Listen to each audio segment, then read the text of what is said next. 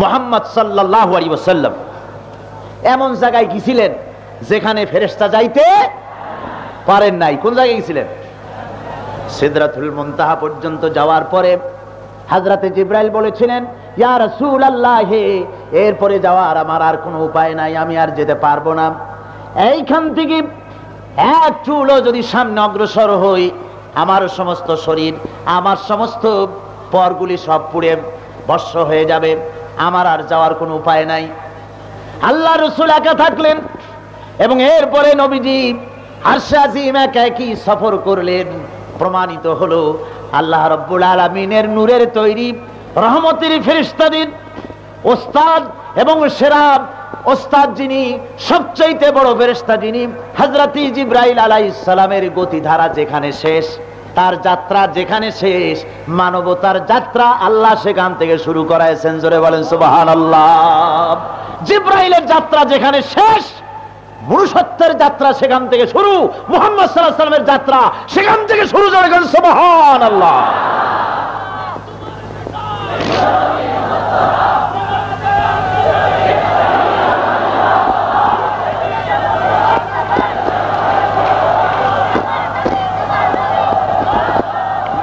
আমার বন্ধুগণ, আমার নেতা তোমার নেতা বিশ্বনবী মুস্তাফা সাল্লাল্লাহু আলাইহি ওয়াসাল্লাম, এই স্লোগান আপনাদের কাছে পরিচিত না, না অপরিচিত? এটা প্রাণের স্লোগান না? আমার কাছে লাগে নারায়ে তাকবীর আল্লাহু আকবারের পরে তোমার নেতা আমার নেতা বিশ্বনবী মুস্তাফা সাল্লাল্লাহু আলাইহি ওয়াসাল্লাম, এর চাইতে বড় স্লোগান আর হয় না। এটা ঈমানের দাবির স্লোগান। সুতরাং এই স্লোগানটা যখন উঠলো, অনেকে ধরলেন আর অনেকে চুপ করে বসেছিলেন। তাহলে তারা কি মনে করেন মুহাম্মদ সাল্লাল্লাহু আলাইহি ওয়াসাল্লাম তাদের নেতা নন? হুজুর আমাদের সকলের নেতা, বিশ্ববাসীর নেতা, ঠিক কিনা গণ? জোরে বলেন ঠিক কিনা? সুতরাং জোরে সোরে চিল্লায় জবাব দেন, তোমার নেতা আমার নেতা কে? বসা মানুষ, দাঁড়ানো মানুষ, সবাই জবাব দিবেন, তোমার নেতা আমার নেতা কে?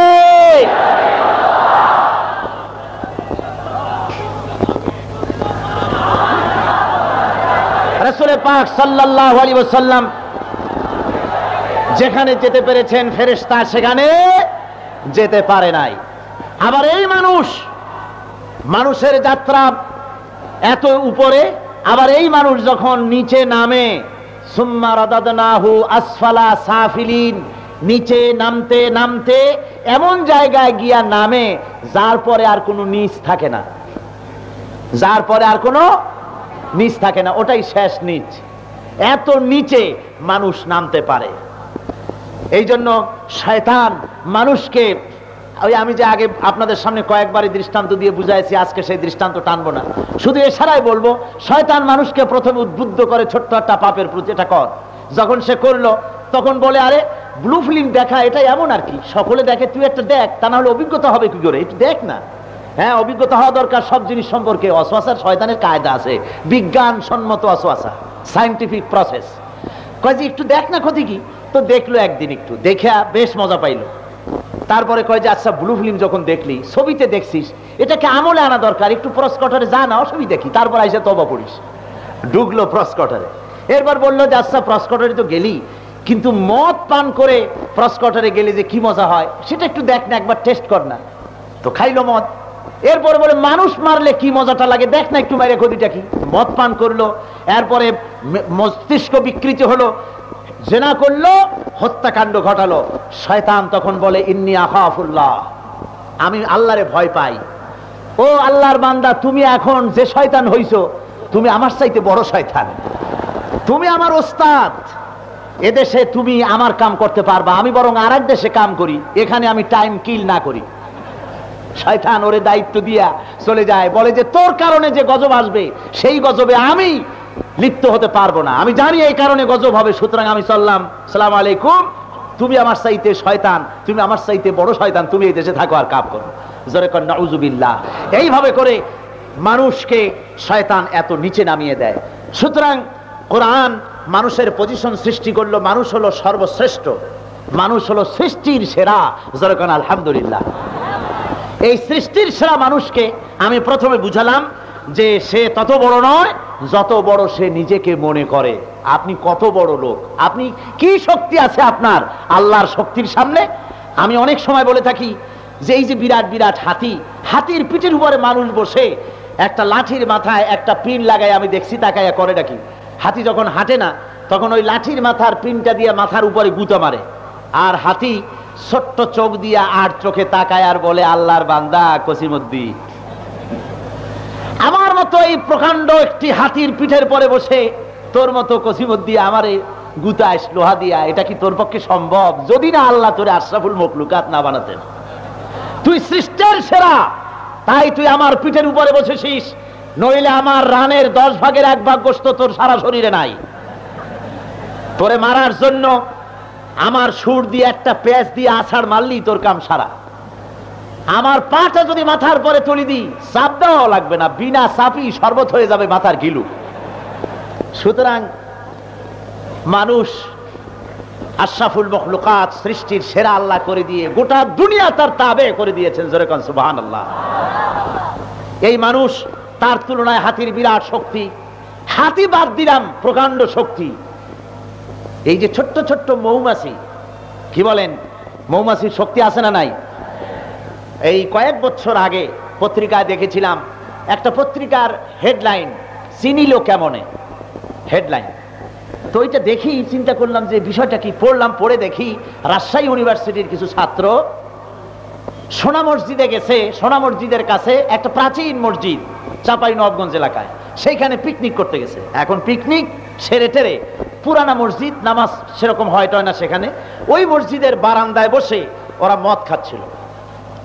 চতুর্দিক থেকে কোথার থেকে মৌমাছি আসিয়া এমন হুল ফুটানো আরম্ভ করছে, জামা কাপড় জাঙ্গা খুলে থুইয়া বাসটা ফালাই থুইয়া সমানে দৌড়। পত্রিকায় হেডিং লাগাইছে চিনিল কেমনে। তোরা ঠিকই চিনছে। সুতরাং সাধারণ ছোট্ট মৌমাছির সামনে, বলতা ভীমরুলের সামনে মানুষ কত অসহায়। জোরে কোন সুবহানাল্লাহ, জোরে কোন সুবহানাল্লাহ। একটা সাপ যদি ঢুকে যায় মাহফিলের মধ্যে, যারা আজকে বড় বড় মিছিল করতেছেন, কত কিছু করতেছেন, একটা সাপ ঢুকে গেল, কত বিরক্তপূর্ণ বক্তৃতা, হ্যান করেঙ্গে ত্যান করেঙ্গে, লাঠি কি আন্দার মুগুর ভরেঙ্গে। শক্তি তো কম না, জ্বালায়া পোড়ায়া উৎখাত করেঙ্গে। একটা সাপ যদি সামনে পড়ে, মশাল টশাল ফালাই থুইয়া দৌড়বে কোথায় তার ঠিকও পাবে না। আর এই যে মশাল মিছিল আবিষ্কার হয়েছে, কি যে বলবো, কোথার থেকে আসলো আমি ইতিহাস খুব খুঁজেছি, তালাশ করতে করতে পেলাম মশাল মিছিলের আবিষ্কার হয়েছে লঙ্কায়। হনুমানেরা দুনিয়ার প্রথম মশাল মিছিল করেছে।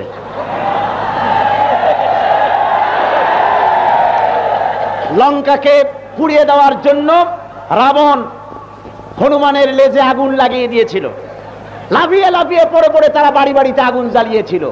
ইতিহাসে পাওয়া যায় এখান থেকে মশাল মিছিলের আবিষ্কার হয়েছে।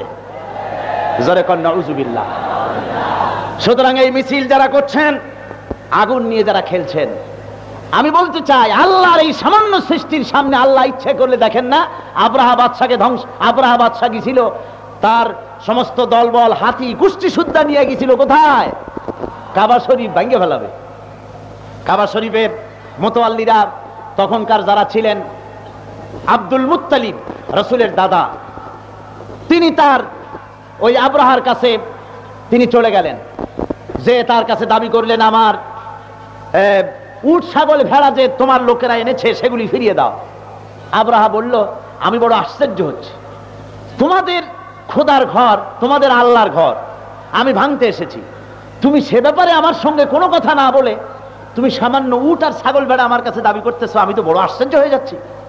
আব্দুল মুত্তালিব রাসূলের দাদা বলছেন, আব্রাহা, আমি এই ঘরের মালিক নই, আমি যার মালিক সেসব জিনিস তোমার কাছে ফিরাই নিতে আসছি।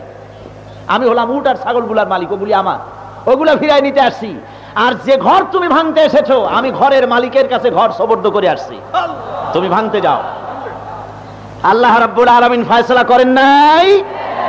পড়েন, আলাম তারা কাইফা ফাআলা রাব্বুকা বিআসহাবিল ফিল আলাম ইয়াজআল কাইদাহুম في تضليل وأرسل عليهم طيرا أبابيل ترميهم بحجارة من سجيل فجعلهم كعصف مأكول صدق الله العظيم।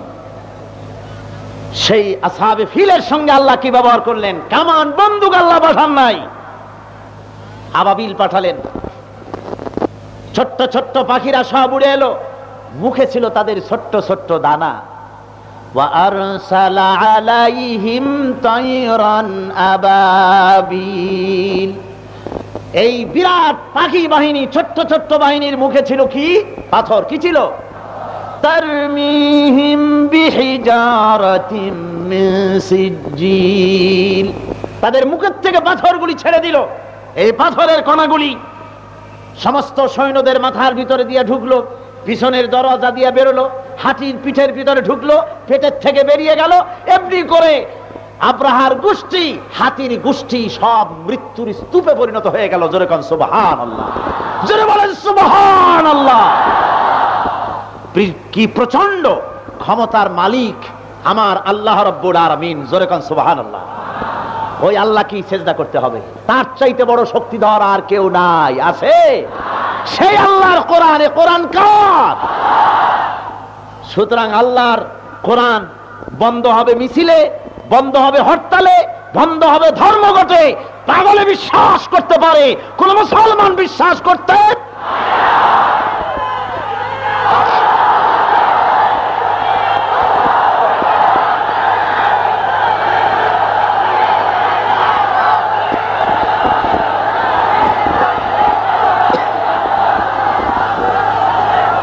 আমার বন্ধুগণ, মানুষ সম্পর্কে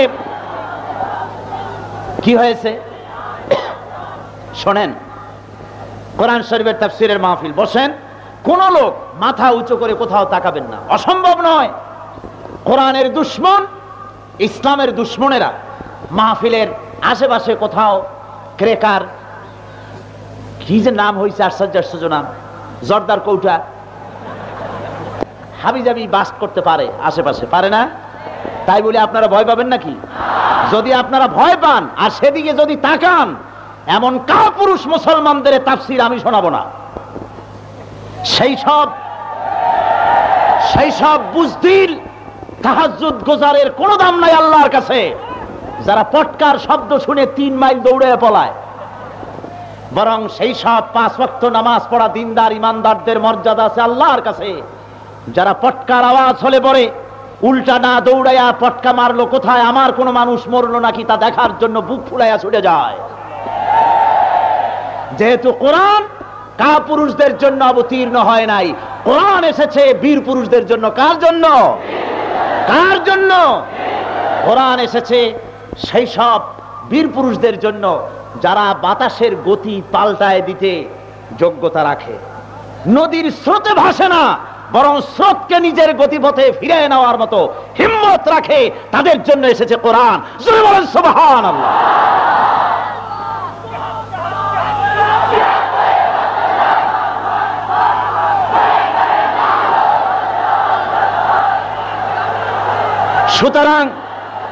সুতরাং কোথায় কোন আওয়াজ হলে আপনারা মাথা উঁচু করে দাঁড়াবেন নাকি কেউ? ওই আওয়াজ হলে পরে সে আওয়াজ কেমনে বন্ধ করা যায়, সেজন্য আল্লাহর দিনের মুজাহিদ বান্দারা তৈরি আছে, তাদের জান নিয়ে, মাল নিয়ে। সবাই বলেন আলহামদুলিল্লাহ।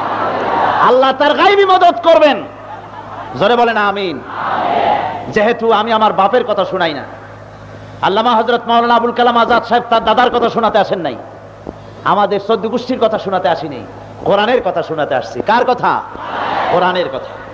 সুতরাং কোন শব্দে, কোন আওয়াজে আপনারা মাথা উঁচু করে এদিক এদিক এভাবে লাফালাফি তাকাতাকি আপনারা করবেন না, এটা বেয়াদবি হবে। কি হবে?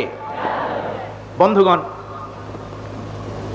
মানুষের এই পজিশন বলার পর যে সে তত বড় নয় যত বড় সে নিজেকে মনে করে, আর তত ছোট নয় যত ছোট সে নিজেকে মনে করে। আসলে মানুষ কি, তার ব্যাখ্যাটা দেওয়ার পর এখন আমি বলবো যে এই আয়াতটিতে আল্লাহ রাব্বুল আলামিন আমাদেরকে বলছেন, মুমিনদের সম্পর্কে বলছেন যে আসলে পূর্ব পশ্চিমে কতগুলি সেজদা দিলেই এর দ্বারা আল্লাহ রাব্বুল আলামিন খুশি হবেন না। এটা একটি দৃষ্টান্ত। পূর্ব পশ্চিমে সেজদা দেওয়াটাই কিছু আনুষ্ঠানিক ইবাদত করা, রোজা রাখা, নামাজ পড়া, হজ করা, যাকাত দেওয়া, এই কতগুলি আনুষ্ঠানিকতা করলেই সত্যিকারের মুমিন হওয়া যাবে না। এটা কার কথা? এটা কার কথা? আল্লাহ রাব্বুল আলামিন বলেন প্রকৃতপক্ষের মুমিন হওয়ার জন্য যা জরুরি তা শুনে নাও। ওয়ালাকিন্নাল বিররা মান আমানা বিল্লাহি ওয়াল ইয়াউমিল আখির ওয়াল মালাইকাতি ওয়াল কিতাবি ওয়ান নাবিয়্যিন। প্রকৃতপক্ষের মুমিন হওয়ার জন্য পয়লা শর্ত হলো ঈমান বিল্লাহ। পয়লা শর্ত কি? ঈমান বিল্লাহ মানে হলো আল্লাহর প্রতি ঈমান। কার প্রতি ঈমান? আল্লাহর প্রতি ঈমান। এখন ঈমান হলো মানসিক একটি ভিত্তি, মানুষের প্রত্যয়ের একটি মানসিক ভিত্তি, অর্থাৎ এটি হলো মানুষের একটি বিশ্বাস, একটি প্রত্যয়, ফেইথ। এই বিশ্বাস আবার, এই ঈমান আবার দুই ধরনের হয়। একটা হলো পার্থিব ঈমান, আর একটা হলো ধর্মীয় ঈমান। ঈমান কয় রকম? দুই রকম। একটা হলো পার্থিব ঈমান, আর একটা ধর্মীয় ঈমান। পার্থিব ঈমানে যারা ঈমানদার তাদের খোদা হয় চারটা। তাদের খোদা হয় কয়টা? সেই চারটি খোদা সম্পর্কে জানুন। পার্থিব ঈমানে যারা ঈমানদার তাদের প্রথম খোদা হলো কওম বা জাতি পূজা।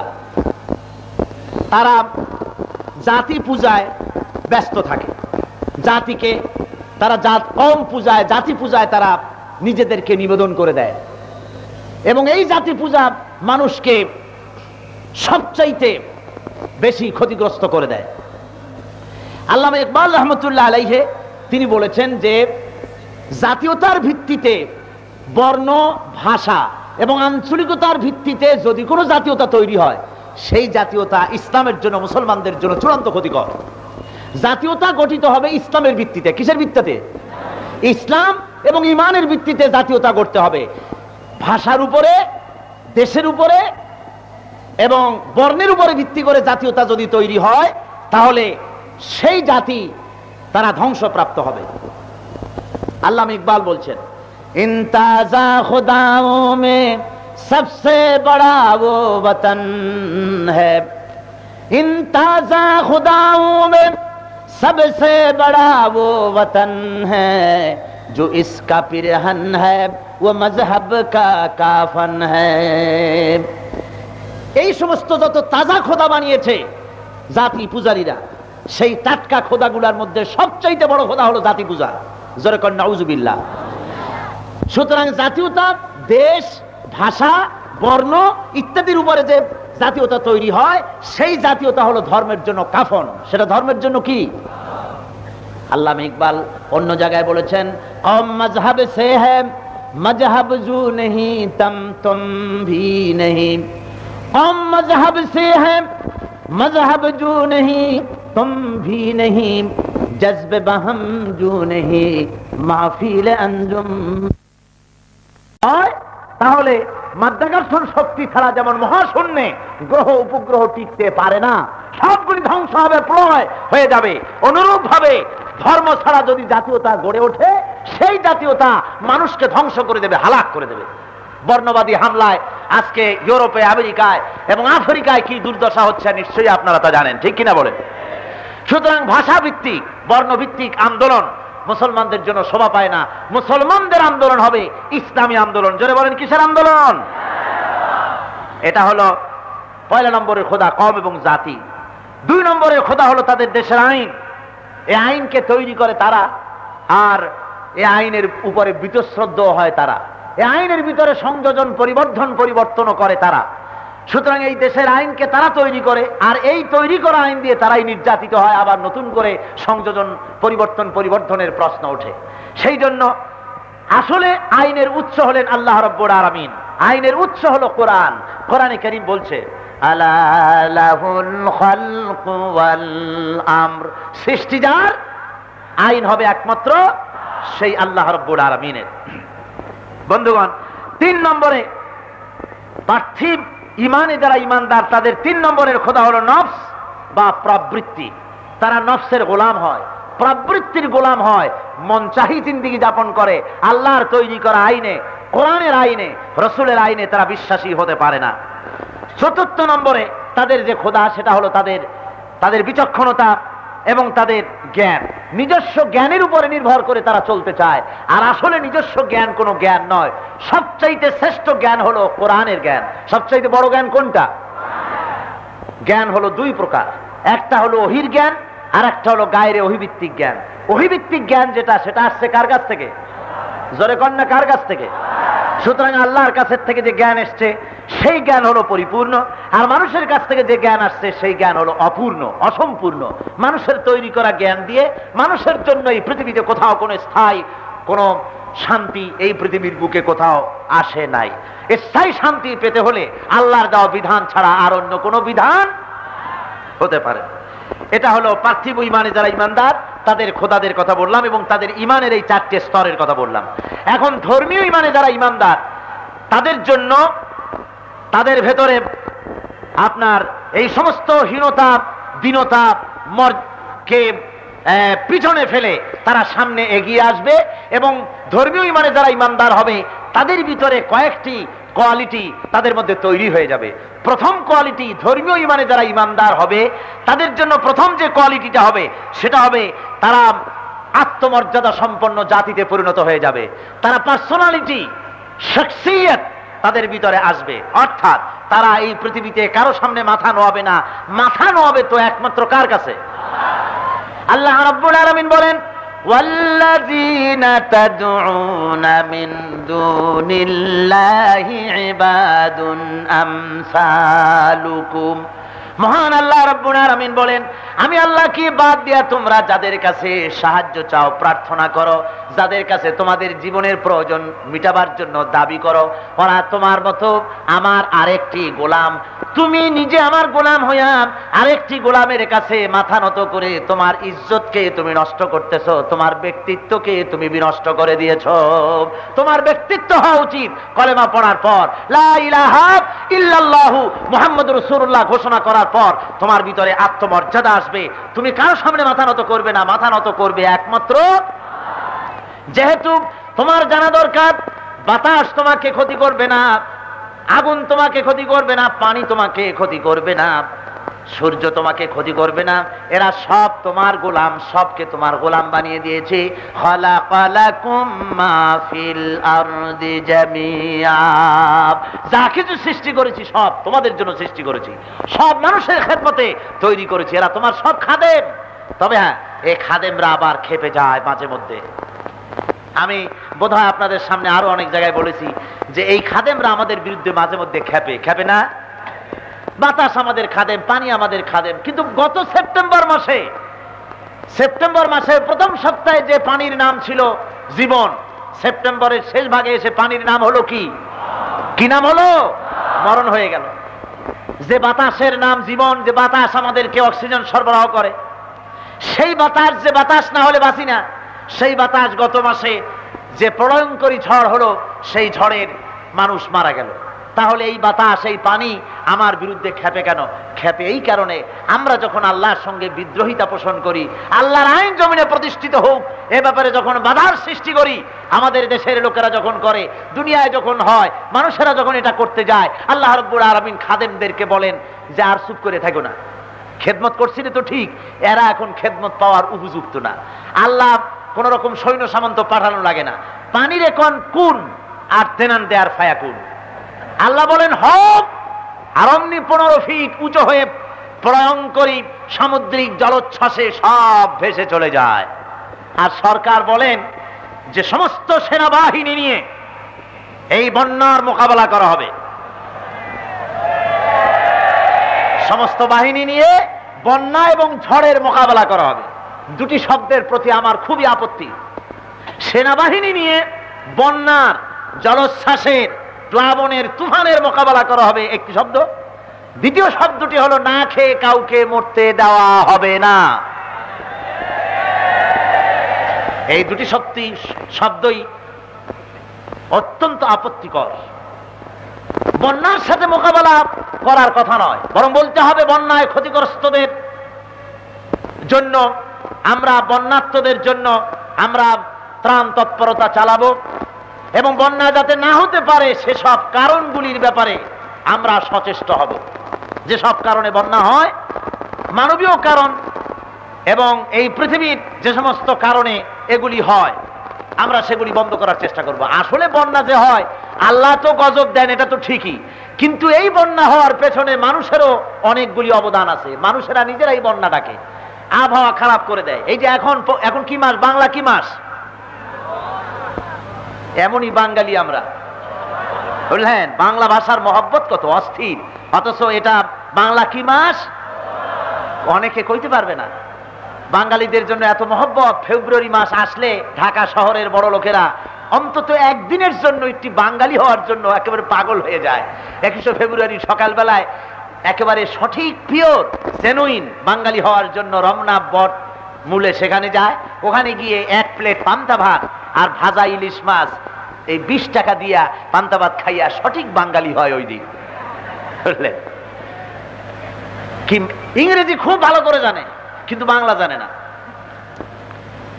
ওই যে একজন বলছিল, ওই যে আজকের লোকেরা একটু কথা বললেই তার মধ্যে ইংরেজি না কইয়া পারে না, আমি কিন্তু এইসব লাইক করি না। উনি যে একটা বলে ফেললেন তা উনি ঠিক পান না। সুতরাং আমার বন্ধুরা, এ বন্যার কারণ আমরা নিজেরাও, পৃথিবীর আবহাওয়া পরিবর্তনের কারণ আমরা নিজেরাও। আজকে যে পৌষ মাস আর আমাদের পাতলা জামা গায়ে দিয়ে এসে বক্তৃতা করতে হচ্ছে, এর মধ্যেও ঘেমে যাচ্ছে, শীত নাই, আবহাওয়ার পরিবর্তন এসেছে, মাছ মরতেছে। কারণ কি? কারণ হলো পৃথিবীর লক্ষ লক্ষ টন আবর্জনা নিক্ষিপ্ত হচ্ছে সমুদ্রে। আকাশ পথে যত প্লেন চলছে, এই প্লেনগুলি উঠতে গিয়ে বাতাসের যে ভারসাম্য আছে তা নষ্ট হচ্ছে এবং স্থায়ীভাবে রকেট পরিচালনা করা, ইথারে বোম বাস্ট করা, নিউক্লিয়ার টেস্ট করা ইত্যাদি পানি এবং বাতাসের ভারসাম্যকে নষ্ট করা হয়েছে। বিমান চলাচল করে প্রতি বছর লক্ষ লক্ষ টন ব্যবহার করা তোয়ালে এবং বিভিন্ন রকমের যন্ত্রপাতি বিমান থেকে ফেলে দেওয়া হয়, এগুলি সমুদ্রে নিক্ষেপ করা হচ্ছে। শিল্পাঞ্চল থেকে যে সমস্ত প্যাকেট, পলিথিনের পেপার এবং নানান রকমের আবর্জনা ইত্যাদি ফেলা হচ্ছে, এগুলি দিয়ে প্রকৃতির দূষণ ক্রিয়া নষ্ট করা হচ্ছে এবং পৃথিবীর আলো বাতাসকে দূষিত করে দিয়ে ভারসাম্য নষ্ট করে দেওয়া হচ্ছে। এগুলি অনেক কারণ আছে। সুতরাং আমি বলতে চাই যে এই কারণের বিরুদ্ধে মোকাবেলা করা যেতে পারে, কিন্তু বন্যার মোকাবেলা করব সৈন্য নিয়ে, এটা বড়, আমি এই কথাটাকে খুব আপত্তি করি। 2 নম্বরের কথা হলো না খেয়ে কাউকে মরতে দেওয়া হবে না। এটা কেমন কথা? আপনি কি খাওয়াবেন? আমি অনেক জায়গায় বলেছি যে এই কথাগুলি যারা বলেন তারা আসলে এর ব্যাখ্যা দেন না, মনে মনে ব্যাখ্যাটা তাদের থাকে। না খেয়ে মরতে দেওয়া হবে না তার অর্থ হলো আমরা যতদিন ক্ষমতায় আছি, ক্ষুধা যদি লাগে অথবা আমরা যদি ক্ষমতায় যাই, না খেয়ে মরতে দেওয়া হবে না তার মানে হলো কিছু না কিছু খেয়ে মরতে হবে। সেটা বিষ হোক অথবা গুলি হোক, কিছু না কিছু খেয়ে মরতে হবে। একেবারে খালি পেটে মরলে গ্যাস্ট্রিক হওয়ার সম্ভাবনা আছে, এটা হতে দেওয়া হবে। সুতরাং আমি বন্ধুদের বলবো যে আল্লাহ রাব্বুল আলামিন তার প্রচন্ড ক্ষমতা, তিনি আকাশ বাতাসকে সবকিছুকে মানুষের খাদিম করেছেন আর আমাদেরকে বলেছেন আল্লাহর গোলামি করার জন্য। কার গোলামি? জোরে বলেন, কার গোলামি? সুতরাং কারো সামনে মাথা নত করা যাবে না। সর্বশক্তিমান আল্লাহর সামনে মাথা নত করাই আল্লাহর উপরে ঈমান আনার প্রথম দাবি। প্রথম দাবি কি? মাথা নত করে দেওয়া। কার সামনে? আল্লাহর সামনে। আমার বন্ধুগণ, এরপরে ধর্মীয় ঈমানের আরেকটি গুণ হলো সেই ব্যক্তি, যে ব্যক্তি ধর্মের প্রতি ঈমান আনবে, আল্লাহর প্রতি ঈমান আনবে, ঈমান বিল্লাহ যার হয়ে যাবে, তার 2 নম্বরের যে একটি কোয়ালিটি তৈরি হবে সেটা হবে সে অত্যন্ত নিরহংকার ব্যক্তি হবে, বিনয়ী হবে। সেমন বিনয়ী হবে, সে অহংকার করবে না। যেহেতু আল্লাহ রাব্বুল আলামিন কোরআনে কারীমের মধ্যে বলে দিয়েছেন ওয়ালা তামশি ফিল আরদি মারহান ইন্নাকা লান তাখরিকাল আরদা ওয়া লান তাবলুগাল জিবালা তুলা। মহান আল্লাহ রাব্বুল আলামিন বলেন, জমিনের উপরে অহংকারের পদবরে জমিনের উপর থেকে হেঁটো না, অহংকার করো না। তুমি অহংকার করে আমার জমিনটাকে ফাটাই দিতে পারবে না, আর অহংকার করে পাহাড়ের উচ্চতাও ছাড়াই যেতে পারবে না। কি বলেন? খুব তো অহংকার, গায়ে শক্তির অহংকার। এই শক্তি দিয়ে জোরে মারুন না লাথি একটা মাটির উপরে, আপনার লাথিতে মাটি ফাড়বে।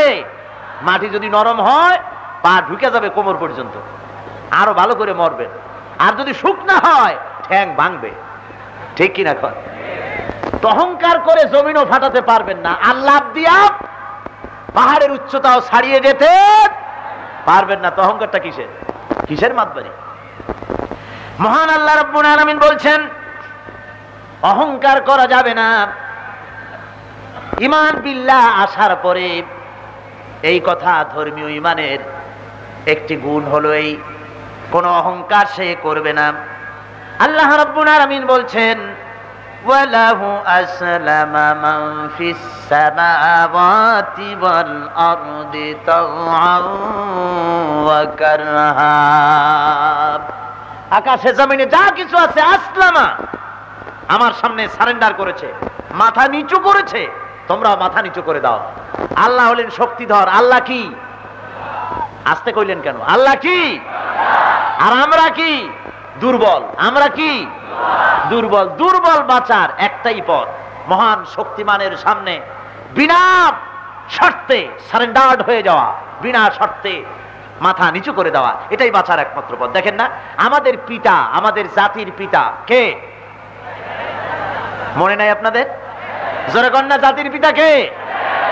আমাদের জাতির পিতা ইব্রাহিম আলাইহিস সালাম কি আল্লাহ রাব্বুল আলামিন অর্ডার করলেন, বললেন আসলিম, সারেন্ডার করো, আত্মসমর্পণ করো। আমার পিতা, আপনার পিতা, গোটা মুসলিম জাতির পিতা হযরত ইব্রাহিম আলাইহিস সালাম একবারও এই প্রশ্ন করলেন না রব্বুল আলামিন কি শর্তে সারেন্ডার করব, কোন কোন ব্যাপারে সারেন্ডার করব, কোন প্রশ্ন না তুলে আল্লাহ বলেছেন আসলিম। আর সঙ্গে সঙ্গে আমাদের পিতা হযরত ইব্রাহিম আলাইহিস সালাম ঘোষণা দিলেন আসলামতু লিরাব্বিল আলামিন। সবাই পড়েন আমার সাথে, আসলামতু লিরাব্বিল আলামিন। সারেন্ডার হয়ে গেলাম সেই মহান প্রভুর সামনে, যিনি তামাম আসমান ও জমিনের স্রষ্টা। সুতরাং এই বিনয় এবং বিনম্রতা ধর্মীয় ঈমানের একটি অঙ্গ। ধর্মীয় ঈমানের আরেকটি অঙ্গ হলো ভরসা করতে হবে একমাত্র আল্লাহর উপরে। জোরে বলেন কার উপরে? আরো জোরে বলেন কার উপরে? আল্লাহ ছাড়া কার উপরে বিশ্বাস ভরসা করা যাবে না। মহান আল্লাহ রাব্বুল আলামিন বলেন আমি আল্লাহকে ছাড়া অন্য কারো কাছে যদি তোমরা ভরসা করো, আত্মসমর্পণ করো, অন্য কাউকে যদি ভরসা করো, কারো কাছে যদি তুমি নিজের জান মাল ইত্যাদি রক্ষার জন্য যদি তুমি বলো, সে দৃষ্টান্তটা হবে এভাবে মাসালুল লাযীনা ইত্তাখাযু মিন দুনিল্লাহি আউলিয়া কামাসালিল আনকাবুত ইত্তাখাযাত বাইতান ওয়া ইন্না আওহানাল বুয়ুতি লাবাইতুল আনকাবুত। এটা হলো সেই দৃষ্টান্তের মতো যেমন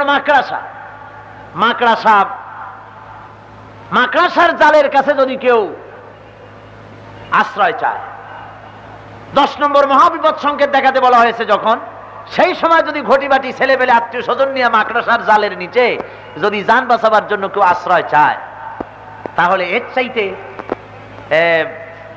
অসুবিধার কি হতে পারে? আল্লাহ কোরআনে বলেছেন যাউবাত তালিব ওয়াল মাতলুব, আশ্রয় প্রার্থী আশ্রয় প্রদানকারী দুটোই দুর্বল। ঝড় আসলে তুমি যে আশ্রয় চেয়েছো যে ঘরের কাছে, ওই ঘর তো আগে ভাঙবে ঝড় শুরু হওয়ার আগেই। সুতরাং ও তোমাকে কেমন করে আশ্রয় দিবে? আশ্রয় কেউ দিতে পারে না। ভরসা করতে হবে একমাত্র তার কাছে যিনি মূল আশ্রয় দিতে পারেন। তিনি কে? আমার ভাইয়েরা, কোরআনে কারীমের ভিতরে আল্লাহ রাব্বুল আলামিন এই কথা অনেক জায়গায় বলেছেন। তিনি বলে দিয়েছেন হযরতে হুদ আলাইহিস সালামের ঘটনা আল্লাহ শোনাচ্ছেন। গোটা জাতি হযরত হুদের বিরুদ্ধে চলে গেল, গোটা জাতি হযরতে হুদ আলাইহিস সালামকে মারবে, ষড়যন্ত্র করা শুরু করে দিল তার বিরুদ্ধে। হযরতে হুদ আলাইহিস সালাম তিনি ভয় পেলেন না। কোরআনে কারীমের ভিতরে হযরতে হুদের কথা আল্লাহ কোট করলেন দুনিয়ার মানুষকে শোনাবার জন্য, আমাদের ঈমান বর্ধন করার জন্য আল্লাহ শুনিয়ে দিলেন। রব্বুল আলামিন বলেন, হযরতে হুদ বলে দিলেন, ফাকিদুনি জামিআন সুম্মা লা তুনজিরুন।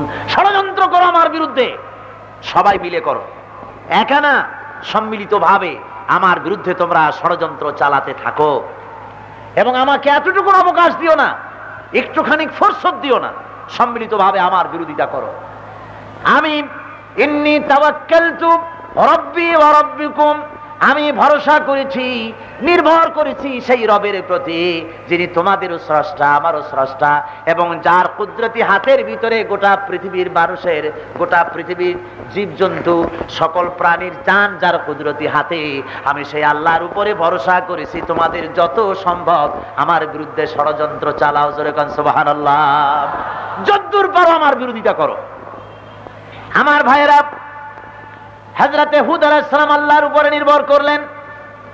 এরপরে আমরা দেখি হযরতে মূসা আলাইহিস সালাম কি কাফির বেঈমানেরা ফিরআউনি শক্তি চতুর্দিক থেকে ঘেরাও করে ফেলেছে, পালাবার কোনো রাস্তা নাই, দৌড়াবার কোনো রাস্তা নাই, তিন দিক দিয়া ঘেরাও করেছে। কে ঘেরাও করেছে? ফিরআউনি শক্তি। সামনে কি? দরিয়া।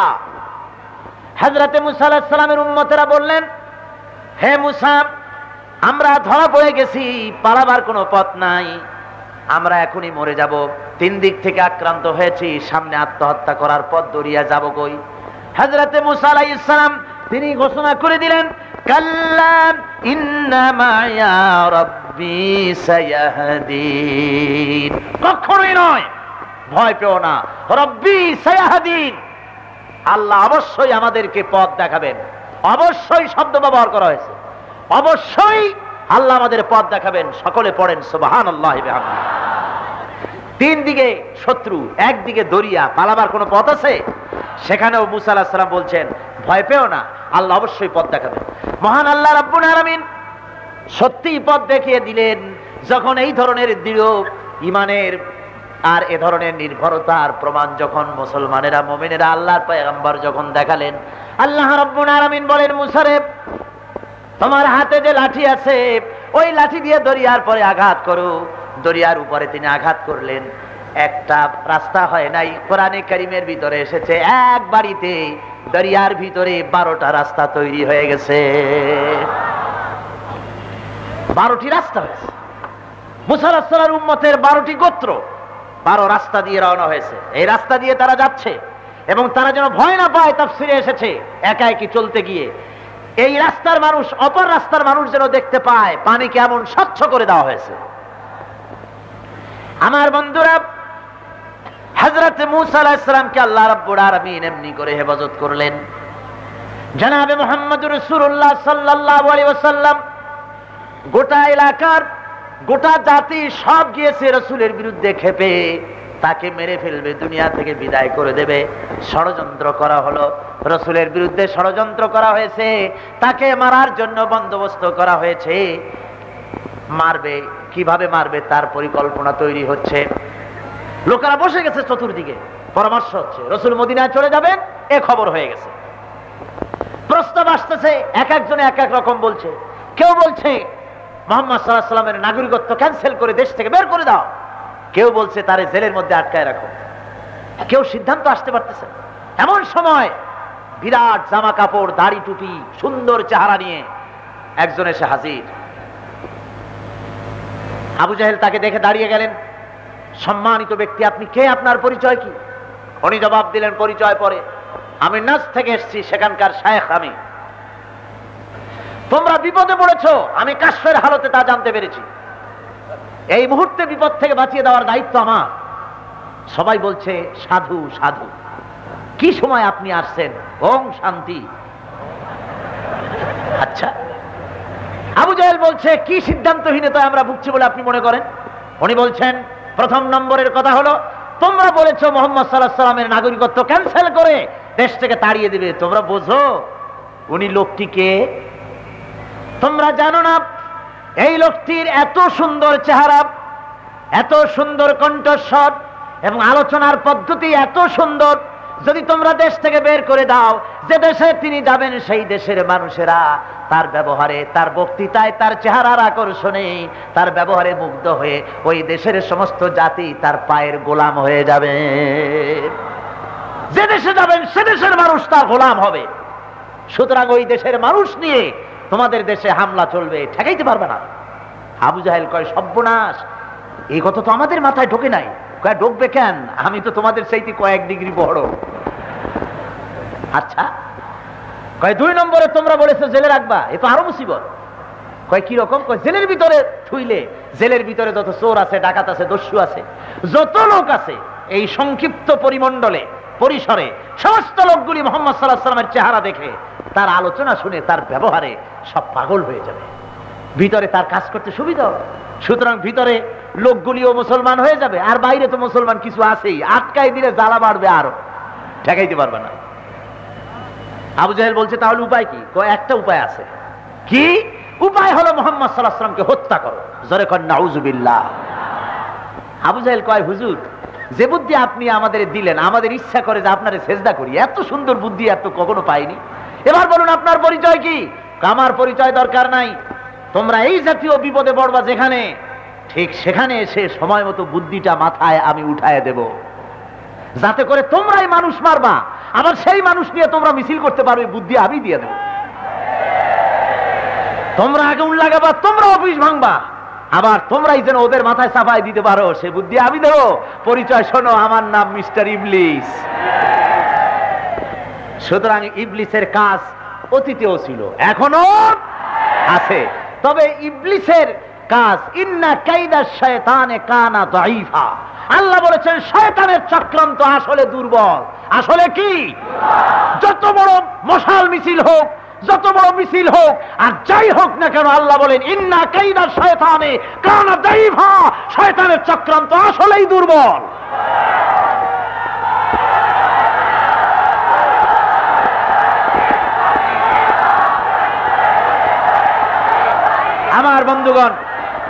আমার বন্ধুগণ, শয়তানির ধরনটা দেখুন।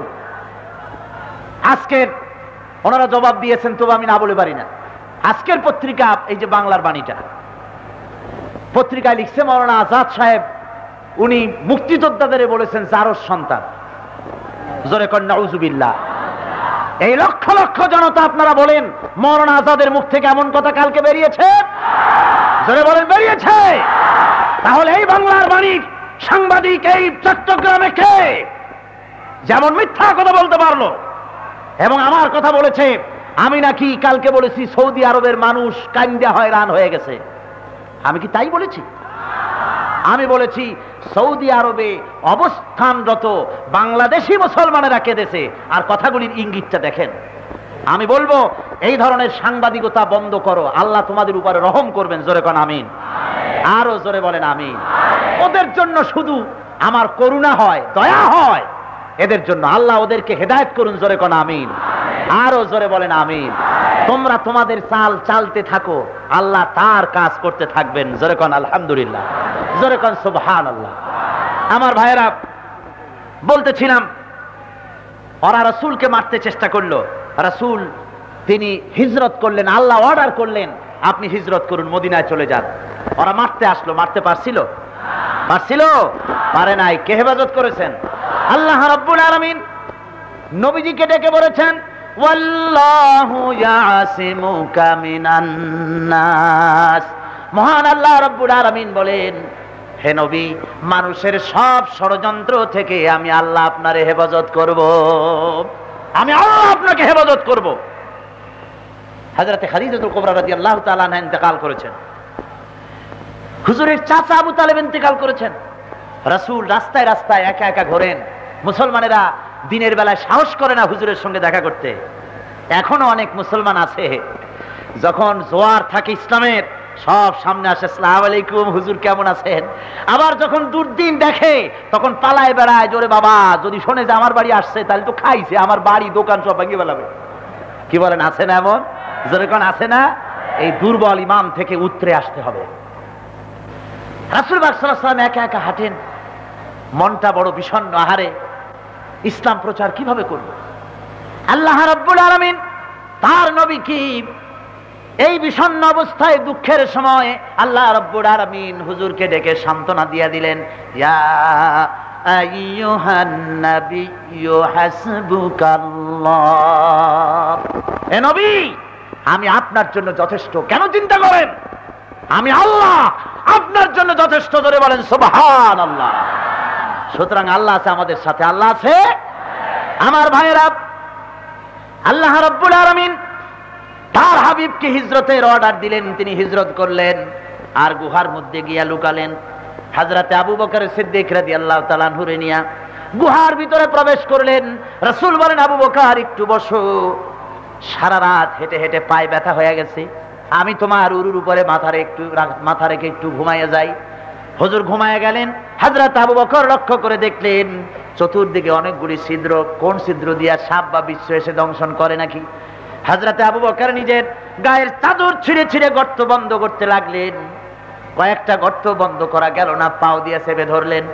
এক পাহাড়িয়া বিষধর সাপ বেরোবার অনেক চেষ্টা করে পথ না পাইয়া হযরত আবু বকরের পায়ের উপরে দংশন করেছেন। হযরত আবু বকর যন্ত্রণায় ছটফট করছেন, চোখ দিয়া পানি দরদর করে পড়ছে। আল্লাহর নবীর ঘুম ভেঙে গেল, তাকিয়ে দেখেন হযরতে আবু বকরের চোখে পানি। হুজুর ডেকে বলেন, আবু বকর রে, গুহার ভিতরে বসে কান্দো কেন? তোমার স্ত্রীর কথা, ছেলে মেয়ের কথা, বাড়ির কথা মনে পড়ে গেল নাকি? হযরত আবু বকর বলেন, ইয়া রাসূলুল্লাহ, আল্লাহর কসম করে বলি, ঈমান যেদিন এনেছি ওই দিন থেকে নিয়ে আমি আমার ছেলে মেয়ে, আমার মাতা পিতা, এমনকি আমার কলিজার চাইতে আপনারে আমি বেশি ভালোবাসি। ছেলে মেয়ে আর মা বাপের জন্য কান্দি না। হুজুর আমি কাঁদতেছি, সাপে আমারে দংশন করেছে। হুজুর মুখের থেকে থুতু বার করে নিয়ে দংশিত জায়গায় লাগিয়ে দিলেন, অমনি বিষ বন্ধ হয়ে গেল। হযরত রাসূল বলেন, আবু বকর কেন তুমি প্রথমে আমারে বলো নাই যখন ওই দংশন করেছিল? তুমি কষ্ট পেতে না, তাড়াতাড়ি বন্ধ হয়ে যেত। হযরত আবু বকর বলেন, ইয়া রাসূলুল্লাহ, আল্লাহর হাবিব আমার উরুর উপরে মাথা রেখে আরাম ফরমাচ্ছিলেন, সাপে কাটা দংশন জনিত যন্ত্রণায় আমার কলিজাটা পুড়ে যদি ছাইবস্য হয়ে যেত, আল্লাহর হাবিবের আরামের ভিতরে বিঘ্ন ঘটাতে পারতাম না। কাফির বেঈমানেরা খুঁজে খুঁজে এই গুহার কাছে যখন এসে গেছে, হযরত আবু বকর বলেন, হুজুর আমরা ধরা পড়ে গেছি, পালাবার পথ নাই। তারা যদি তাকায় আমাদের দেখতে পাবে, ধরা পড়ে গেলাম। আল্লাহর নবী কি জবাব দিলেন? সূরা তাওবার ভিতরে রব্বুল আলামিন ঘোষণা করেন নবীর কথা, ইযহুমা ফিল গার ইয ইয়াকুলু লিসাহিবিহি লা তাহজান ইন্নাল্লাহা মা'ানা। ও আমার সাথী, ভয় পেও না, আল্লাহ আমাদের সাথে আছে। আমরা মাইনরিটি নই, আমরাই মেজরিটি। সর্বশক্তিমান আল্লাহ আছেন আমাদের সাথে। জোরে বলেন সুবহানাল্লাহ। সুতরাং ধর্মীয় ঈমানের এটি একটি অপরিহার্য অঙ্গ যে মুমিনকে ভরসা করতে হবে একমাত্র কার উপরে? ঝড় আসুক, ঝঞ্ঝা আসুক, বাধা আসুক, বিপত্তি আসুক, জেল আসুক, জরিমানা আসুক, পাথর আসুক, বোমা চার্জ হোক, গ্রেনেড চার হোক, আমরা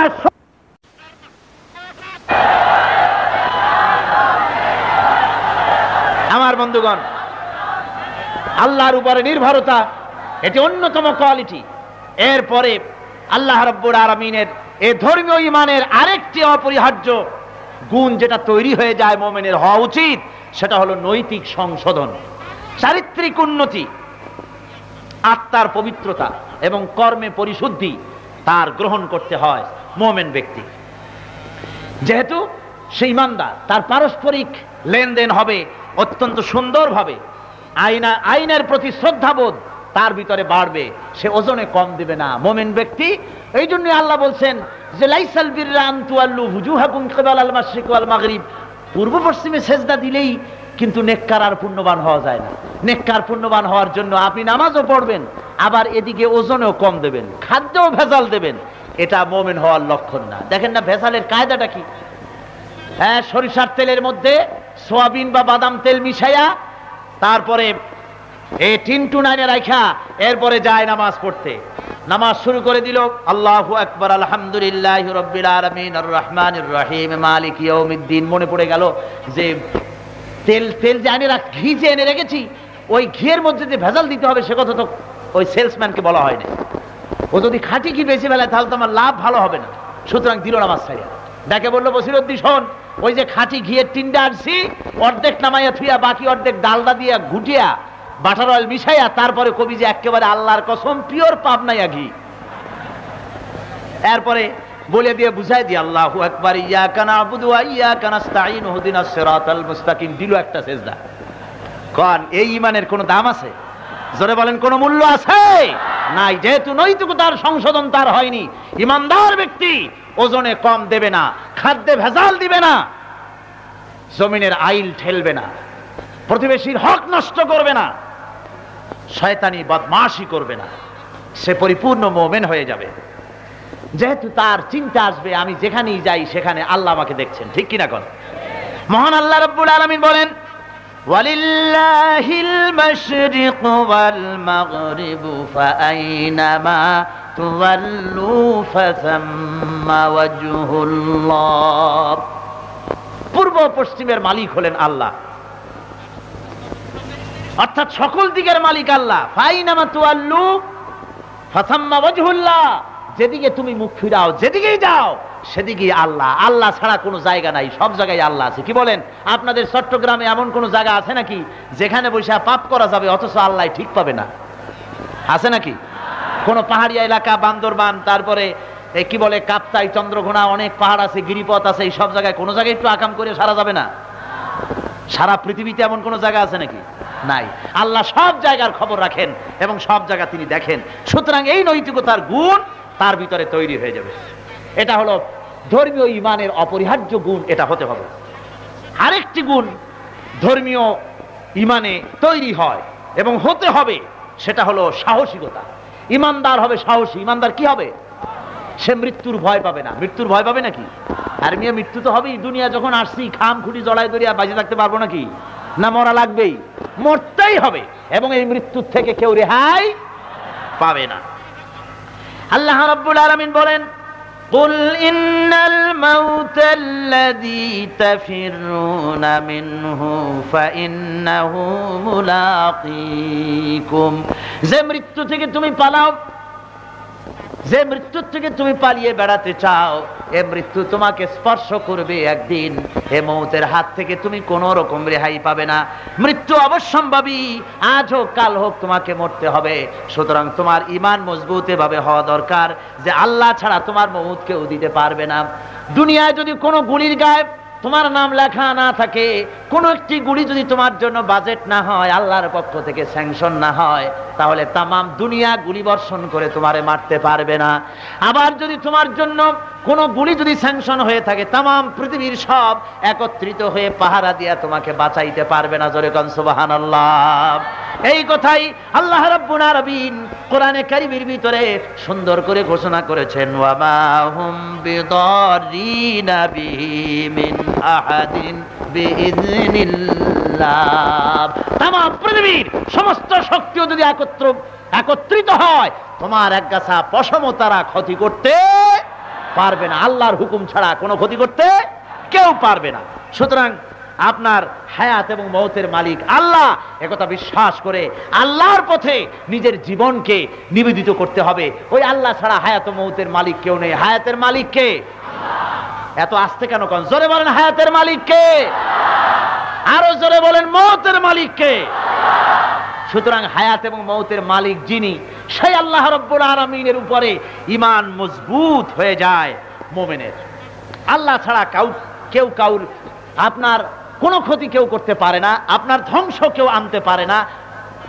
ভালো এবং ক্ষতি সবকিছু হয় আল্লাহর তরফ থেকে, খাইরিহি ওয়া শাররিহি মিনাল্লাহি তাআলা।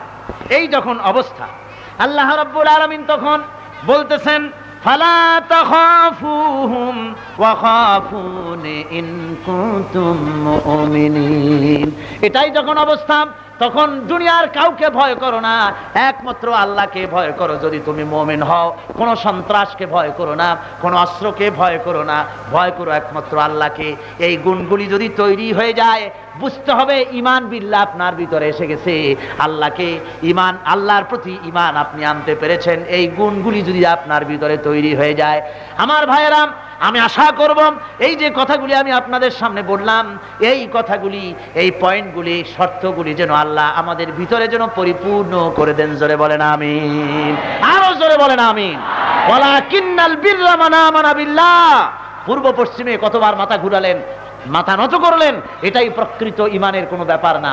আসল ব্যাপার হলো আল্লাহর প্রতি ঈমান। আসল ব্যাপার কি? আল্লাহর প্রতি ঈমান। সেই ঈমানের কিছু কথা আজকে আপনাদের সামনে বললাম। বাকি এ 10টি, মোট 10টি কোয়ালিটি লাগবে মুত্তাকি হওয়ার জন্য। কটি শর্ত? যারা বলেন কটি? এই শব্দগুলি, এই শর্তগুলি আমি আপনাদের সামনে ধীরে ধীরে আপনাদের সামনে পেশ করব, যাতে করে এই মৌলিক কথাগুলি দিয়ে আমাদের ঈমান তৈরি হয়, সত্যিকারের মুসলমান তৈরি হতে পারি এবং বাংলাদেশের মাটির উপরে আল্লাহর বিধান কায়েম করতে আমরা প্রস্তুত হতে পারি। আল্লাহ যেন তৌফিক দেন। জোরে বলেন আমিন, আরো জোরে বলেন আমিন। আমার বন্ধুগণ, আসুন রাসূল পাক সাল্লাল্লাহু আলাইহি সাল্লামের শানে সালাত ও সালাম পেশ করি। ইয়া নবী সালাম, ইয়া রাসূল সালাম, ইয়া হাবিব সালাওয়াতুল্লাহ আলাইকা। طلع البدر علينا من ثنيات الوداع وجب الشكر علينا ما دعا لله داعي يا نبي سلام عليك يا رسول سلام عليك يا حبيب سلام عليك صلوات الله عليك آپ سلطان مدینہ محبت وحی سکینہ نور سے معمور سینہ مشک سے بہتر پسینہ یا نبی یا رسول سلام علیکہ یا حبیب سلام علیکہ صلوات اللہ علیکہ تمہاری نورِ আলোকে জাগরণ এলো ভুলুকে গহিয়া উঠিল বুলবুল হাসিল কুসুম পুলকে ইয়া নবী সালাম আলাইকা ইয়া রাসূল সালাম আলাইকা ইয়া হাবিব সালাম আলাইকা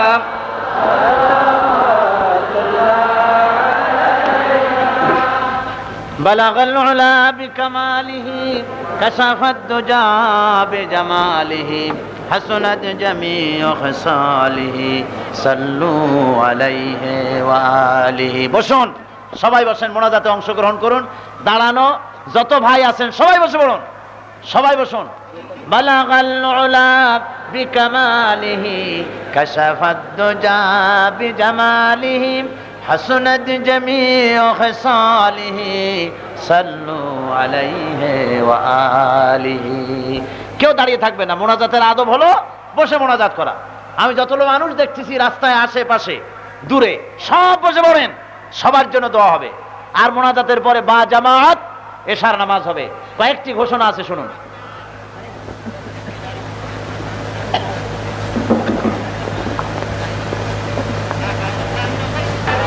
সুতরাং তারা একটা লাশ চায়, যে লাশটা নিয়ে মিছিল করা যায়, সে লাশ তারা তৈরি করেছে এবং আগামীকালকের পত্রিকায় তারা বড় রকমের হেডিং লাগায়া এই দায় দায়িত্ব চাপায় দেবে ইসলামী সমাজ কল্যাণ পরিষদের মাথার উপরে।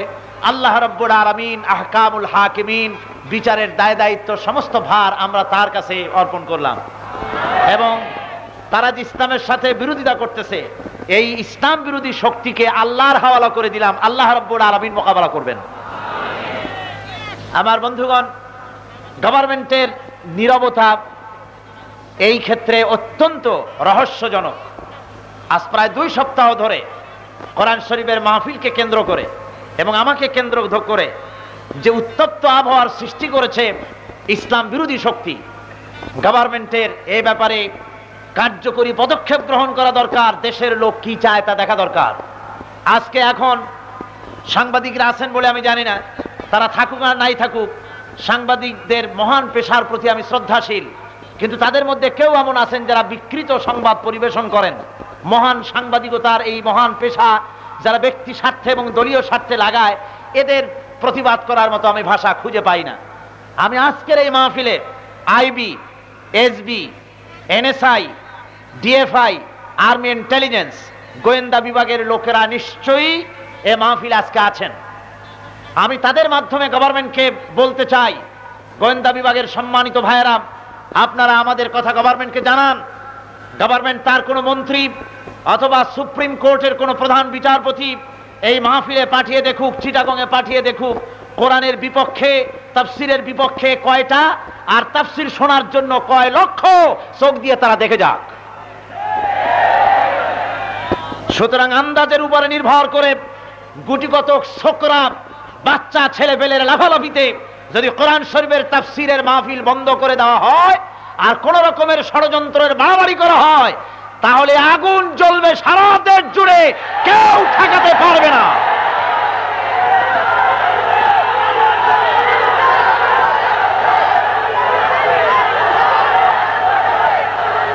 আমার ভাইয়েরা, আমার বন্ধুগণ, সবচাইতে বড় কথা আমাদের ধৈর্য ধরতে হবে। কি করতে হবে? ইন্নাল্লাহা মাআস সাবিরিন। আল্লাহ রাব্বুল আলামিন ধৈর্যধারীদের সাথে থাকেন। বিচারের ভার আপনারা যদি নেন তা আল্লাহ কোনো বিচার করবেন না। বিচারের ভার কার হাতে দিবেন? আল্লাহর হাতে। আর আপনারা ধৈর্যের সাথে চলাফেরা করবেন। কোনো সময় একা একা আসবেন না, দলবদ্ধ হয়ে মিছিল করে করে স্লোগান দিতে দিতে আসবেন। সব স্লোগান হবে পজিটিভ স্লোগান। স্লোগান দিবেন নারায়ে তাকবীর, আল্লাহু আকবার, ইসলাম ছাড়া অন্য কিছু মানি না, বিপ্লব বিপ্লব, ইসলামী বিপ্লব, আল কোরআনের আলো। বাস, এই স্লোগান দিতে দিতে মাঠে আসবেন। আর যাওয়ার সময় দলবদ্ধ হয়ে স্লোগান দিতে দিতে আপনারা যাবেন।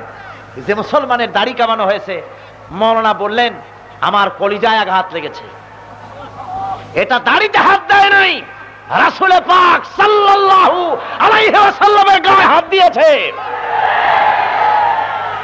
সুতরাং এই বেয়াদবি আল্লাহ সহ্য করবেন না। আমার মনে হয় কোন মুসলমানের সন্তান এমন দুঃসাহস পোষণ করতে পারে না। জোরে বলেন, পারে? কোন মুসলমান পারে?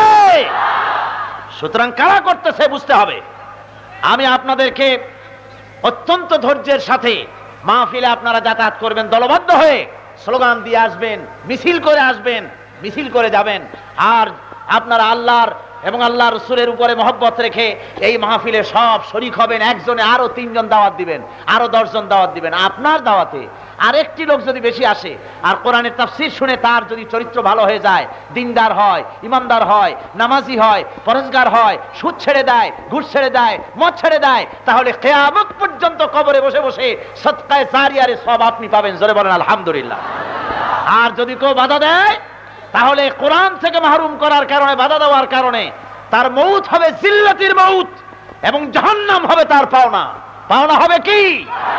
সুতরাং কোরআন বিরোধীরা, তাফসীরের মাহফিলের বিরোধীরা জাহান্নামের কাজ করতেছে। কিসের কাজ করছে? আল্লাহ রাব্বুল আলামিন ওদেরকে হেদায়েত দান করুন। জোরে কোন আমিন। আজানের পরে, মোনাজাতের পরে আজান হবে, বা জামাত নামাজ হবে। নামাজ না পড়ে কেউ যাবেন না। এবং আলোচনা অত্যন্ত গুরুত্বপূর্ণ, মানুষের মুসলমানদের মৌলিক বিষয়ের উপর আলোচনা চলতেছে। আগামীকাল পরশু এভাবে আলোচনা চলতে থাকবে। মাহফিল এই প্যারেড ময়দানে 13 তারিখ পর্যন্ত হবেই হবে ইনশাআল্লাহ। বলেন ইনশাআল্লাহ। রক্তের বিনিময়, জানের বিনিময়, কোরআনের আয়াতকে উঁচু করে রাখবই। কাফেরদের কথা কি জানে আছে, কাফারু সুফলা কি যেন আয়াতটা, কালিমাতুল্লাহিল উলিয়া তো আছে। আগেরটা কি বলা হয়েছে কোরআনে কারীমের মধ্যে, সূরা তাওবার মধ্যে? কালিমাতুল্লাযিনা কাফারু সুফলা, কাফেরদের কথা আল্লাহ নিচু করে দিবেন। ওয়া কালিমাতুল্লাহি হিয়াল উলিয়া, আর আল্লাহর কালাম, আল্লাহর কথা সর্বোচ্চ থাকবে। কোরআনের তাফসীর বাংলাদেশে এমন কোন বাপের সন্তান, এমন কোন মায়ের হালাল জাদা সন্তান জন্মায় নাই তাফসীর বন্ধ করে দিতে পারে।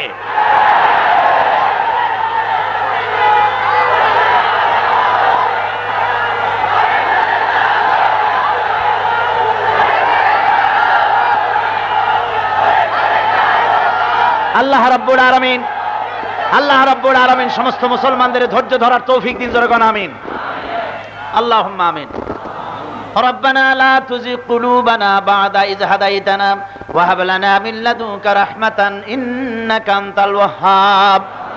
আয় আল্লাহ তাআলা, লক্ষ লক্ষ মুসলমান নরনারী তোমার কোরআনে কারীমের তাফসীর শোনার জন্য এসেছেন। আয় আল্লাহ, আলোচনার সওয়াবটুকু হুজুরে পুরনূর সাল্লাল্লাহু আলাইহি ওয়াসাল্লামের রূহ মুবারকে পৌঁছে দাও। तमाम পৃথিবীর মাটির নিচে যত মুমিন মুমিনাত শুয়ে আছে তাদের আর পরে সওয়াব পৌঁছায় দাও রব্বুল আলামিন। সারা জীবন ভর গুনাহ করেছি আমরা, আমাদের জানা অজানা শিরক বিদআত ছোট বড় সমস্ত গুনাহ খাতা আমাদের জন্য তুমি maaf করে দাও রব্বুল আলামিন। কোরআনে কারীমের তাফসীরের মাহফিল, হায় আল্লাহ, আমরা তোমার নবী দেখি নাই, নবীর সাহাবী দেখি নাই। হায় আল্লাহ, 1400 বছর পরে 3500 মাইল দূরে বাংলার জমিনে আমরা এসেছি। তোমার কোরআনের কথা, তোমার কোরআনের আওয়াজ যাতে বুলন্দ না হতে পারে সেজন্য কোরআন বিরোধীরা, ইসলাম বিরোধীরা, ইসলামের দুশমনেরা কোরআন বন্ধ করে দিতে চায়। আয় আল্লাহ, তুমি জব্বার, আয় আল্লাহ তুমি কাহার রব্বুল আলামিন। তোমার জব্বার ও কাহার নামের আশ্রয় চাই আল্লাহ, তুমি আমাদের আশ্রয় দাও। যারা বিরোধিতা করে তাদের হেদায়েত দাও। হায় আল্লাহ, যারা বিরোধিতা করে তাদের হেদায়েত দাও। কোরআনের তাফসীরের বিরোধিতা যারা করে তাদের হেদায়েত দাও। হেদায়েত যদি কিসমতে না থাকে, জব্বার ও কাহার নামের বদৌলতে আল্লাহ তুমি দয়া করে তাদের ইন্তেকাম নিয়ে নাও। আয় আল্লাহ তাআলা, তোমার রাসূলের সুন্নাত দাঁড়ি রেখেছে মুসলমান, কোরআনের বিরোধীরা, ইসলামের বিরোধীরা, কোরআনের দুশমনেরা, রাসূলুল্লাহর দুশমনেরা মুসলমানের দাড়ি কামাইছে বাংলাদেশে। আল্লাহ, আয় আল্লাহ, তোমার কাছে বিচার চাই আল্লাহ। আবার মুসলমানের দাড়ি কামাইছে বাংলাদেশে। আয় আল্লাহ, 10 কোটি মুসলমানের দেশে মুসলমানের দাড়ি কামাইছে, আর তা চট্টগ্রামের বুকে। আল্লাহ, তোমার হাবিবের কানে খবর পৌঁছায় দাও আল্লাহ। আয় আল্লাহ, 70 বছরের বুড়া মানুষকে গাড়ি থেকে নামায় টর্চার করেছে, তাফসীর শোনার কারণে বাসের থেকে মানুষ নামায় পিটাইছে। আল্লাহ, চট্টগ্রামের জালিমদের হেদায়েত করো আল্লাহ। কোরআনের বিরুদ্ধে যারা মিছিল করে, যারা হরতাল করে, ধর্মঘট করে, আয় আল্লাহ তোমার কাছে বিচার চাই রব্বুল আলামিন। চিটাগংয়ের তাফসীরের মাহফিলের উপরে সারা বাংলাদেশ তাকায় থাকে। চট্টগ্রামের মুসলমানেরা ঈদের মতো মনে করে এই 5টা দিন লক্ষ লক্ষ মানুষের ঢল নেমে যায়, না খাবারের দিকে তাকায়, না বিশ্রামের দিকে তাকায়। আর তাফসীরের মাহফিল যারা করেন, কালো হয়ে যায় একটা মানুষ খাটতে খাটতে। আল্লাহ, তোমার কোরআনের ইজ্জত বাংলাদেশে তুমি টিকায় রাখো আল্লাহ। আল্লাহ, সারা বাংলাদেশ জুড়ে চক্রান্ত চলছে কোরআনের বিরুদ্ধে, আমার বিরুদ্ধে সরাসরি করছে, কিন্তু আসলে তো কোরআনের বিরুদ্ধে। আল্লাহ, তুমি তো জানো কোরআনের বিরুদ্ধে ষড়যন্ত্র হচ্ছে, ইসলামের বিরুদ্ধে ষড়যন্ত্র হচ্ছে। আল্লাহ, আয় আল্লাহ, এই ষড়যন্ত্রের ব্যাপারে আমরা তোমার কাছে আশ্রয় চাই। সিতরুল আরশে মাসবুলুন আলাইনা ওয়া আইনুল্লাহ নাযিরাতুন ইলাইনা বিহাউলিল্লাহ লা ইয়াকদিরু আলাইনা। আল্লাহুম্মা কফিনাহু বিমা শি'তা আল্লাহুম্মা ইন্না নাজআলুকা ফি নুহুরিহিম ওয়া নাউযু বিকা মিন শুরুরিহিম। রব্বুল আলামিন, লক্ষ লক্ষ মানুষ মাহফিলে আসে আর যায়, সকলের নিরাপত্তার দায়িত্ব তুমি গ্রহণ করো আল্লাহ। সকলকে তুমি বুক ভরা ঈমান দাও, বুক ভরা সাহস দাও, মাহফিলে যাতায়াতের তৌফিক দাও। 13 তারিখ পর্যন্ত এই মাহফিল তোমার কুদরতি নিজাম দিয়ে তুমি কামিয়াব করে দাও। রব্বুল আলামিন, তুমি মেহেরবানি করে আমাদের মতো এই গরিব দুর্বল ইমানদার মুসলমানগুলিকে ইসলামী আন্দোলনের মুজাহিদ বানায় দাও আল্লাহ। রব্বানা তাকাব্বাল মিন্না ইন্নাকা আনতাস সামিউল আলিম ওয়া তুব আলাইনা ইন্নাকা আনতাত তাওয়াবুর রহিম। সুবহান রাব্বিকা রাব্বিল ইজ্জাতি আম্মা ইয়াসিফুন ওয়া সালামুন আলাল মুরসালিন ওয়ালহামদুলিল্লাহি রাব্বিল আলামিন। ওয়া জাআলা আখিরা কালিমাতিনা ইনদাল মাউত লা ইলাহা ইল্লাল্লাহু মুহাম্মাদুর রাসূলুল্লাহ। আসসালামু আলাইকুম ওয়া রাহমাতুল্লাহ। আল্লাহ নবীর হোসেন সাইদি রাহিমাহুল্লাহর বাস শুধু ভাষার জাদু নয়, বরং ছিল হৃদয় জয় করার এক অন্যতম মাধ্যম। কোরআনের গভীর ব্যাখ্যা ও প্রাঞ্জল উপস্থাপনা প্রতিটি শ্রোতার মনে ইসলামের সৌন্দর্য জাগিয়ে তুলত। তিনি শুধু একজন ওয়াইজ নন, বরং ছিলেন এক জীবন্ত দৃষ্টান্ত। তার ওয়াজ শুনে যারা হৃদয়ে পরিবর্তন এনেছে তারা জানেন একথা শুধু শোনার নয়, অবলম্বনের। তার প্রতিটি বাণী যেন ছিল জ্ঞানের দীপ্ত শিখা, যা অন্ধকারে আলোকিত করে তুলেছে। পরিশেষে তার শ্রদ্ধা ও দোয়া জানিয়ে বলছি, আল্লাহ তাআলা ওনাকে জান্নাতের চমকাম দান করুন। তার বাণী আমাদের জীবনে পথ প্রদর্শক হয়ে থাকুন। আমিন। আসসালামু আলাইকুম।